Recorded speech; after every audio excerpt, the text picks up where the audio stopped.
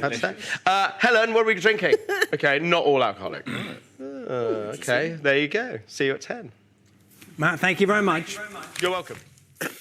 Oh, you're very polite this morning, aren't we? Isn't that nice? Exchange. 9:30 is the time. Yeah, we're going to bring you an update on, of course, the story that so many have been following over the last few weeks. The public inquiry into the post office scandal has now begun considering the action taken against sub-postmasters from across Northern Ireland. Maureen McKelvey was one of them. She was prosecuted over shortfalls totalling £30,000. Later, found not guilty, she was accompanied the inquiry by 3 other victims, and a business correspondent, Emma Simpson, went to meet them. The best of friends after the worst of times. Maureen McKelvey waited years before being cleared of theft. The stress caused her thyroid to rupture. Deirdre Connolly went bankrupt after losing her post office. Kathleen McLaughlin was interviewed under caution 23 days after giving birth. Heather Earley lost her pension trying to make up for losses that weren't real. How important was it for you to come? Has it brought it all back? Yes, very much so. I felt very sick when I seen her on the screen. It took me back a lot of years, but I'm relieved now that I've done this. This is another step forward for me because I've carried this for years. And in the process, you lost your business, your health, and your reputation. Yes, I know we had a good reputation and a good name in the community, and everybody respected us, and we lost that. And Deirdre, they even accused you of stealing money for the paramilitaries. Yeah, I was totally shocked when that question came out of the investigator's mouth.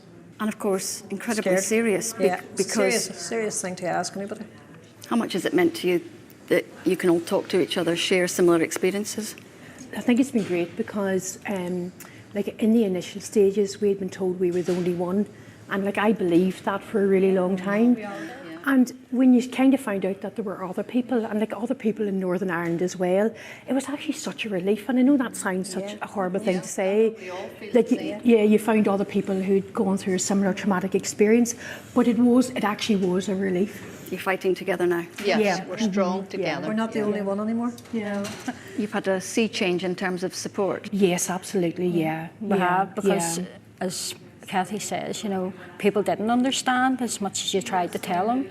And once they seen the job, he says, "Did you see those poor people in England what went through?" And I says, "We went through that as well." Are you still waiting for final compensation?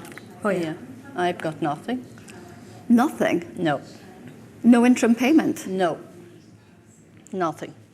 And I'm one of the longest cases. Why haven't you had anything, Maureen? That's a question for Post Office. What do you want to happen now? Justice, my money back. We obviously our lives back.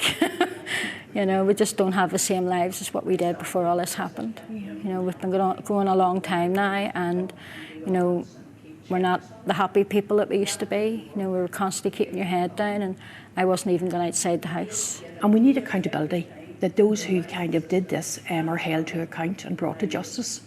Are you watching the inquiry? Yeah, we watch it all the time. You know, people are only starting to watch it now, but we actually have been watching. Sometimes very emotional. And it's unbelievable, some of it. Because they can't remember? They can't remember. Can't recall. What do you want to say to the Post Office? How could you? How could you let it happen? do this? A respectable, what we thought was a respectable company to work for. Yeah. I would have put my life on them 25 years ago, but not now. The inquiry is trying to get to the truth, and it continues next week.